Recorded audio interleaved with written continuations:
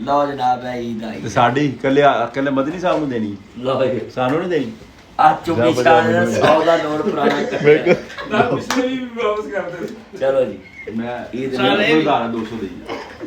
ਦੋ ਮੈਂ ਜਦੋਂ ਲਿਆ ਈਦ 200 ਸਾਰੇ ਲੋ ਹਜ਼ੂਰ ਹਜ਼ੂਰ ਹਜ਼ੂਰ ਲਓ ਜੀ ਇਧਰੋਂ ਵੱਡਾ ਹਜ਼ੂਰ। ਆਇਆ ਹੈ। ਹਜ਼ੂਰ ਵੈਸੇ ਇਹ ਵੇਖੋ ਰਾਣਾ ਖੋਦਿਆ ਭਾਰ ਨਿਕਲਿਆ ਧਾਰੇ ਲੈ ਕੇ ਵੀ ਧਾਰੇ ਇਹ ਵੀ ਧਾਰੇ ਲੈ ਇਹ ਵੀ ਧਾਰੇ ਲੈ ਕੇ ਈਦ ਦਿੱਤੀ ਹੈ ਹਜ਼ੂਰ ਵਾਹ ਜੀ ਵਾਹ ਵਾਹ ਜੀ ਵਾਹ।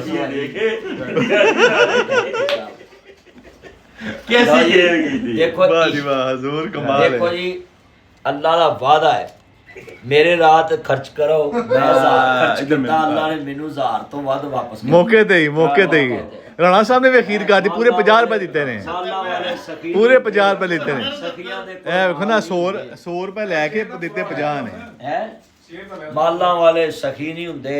ਤੇ ਸਖੀਆਂ ਦੇ ਕੋਲ ਮਾਲ ਨਹੀਂ ਹਾਏ ਹਾਏ ਹੁੰਦੇ ਤੇ ਇੱਥੇ ਉੱਥੇ ਦੋਈ ਜਹਾਨੀ ਸਖੀ ਕਦੀ ਕੰਗਾਲ ਨਹੀਂ ਅਸੀਂ ਬੁੱਢੇ ਨੂੰ 1000 ਦਿੱਤਾ ਸਾਰਿਆਂ ਨੂੰ ਇਹਨਾਂ ਨੇ ਫਿਰ ਮਾਸ਼ਾਅੱਲਾ ਰਹੀਲ ਸਾਹਿਬ ਸਾਰਿਆਂ ਨੇ ਨਾ 1000 ਤੋਂ ਉੱਤੇ ਹੀ ਕੰਮ ਕਰ ਦਿੱਤਾ ਯਾਨੀ ਕਿ ਰੇਸਾ ਬਾਜ ਅੱਜ ਬਾਜੀ ਲੈ ਗਏ ਨੇ ਲਓ ਜੀ ਚਲੋ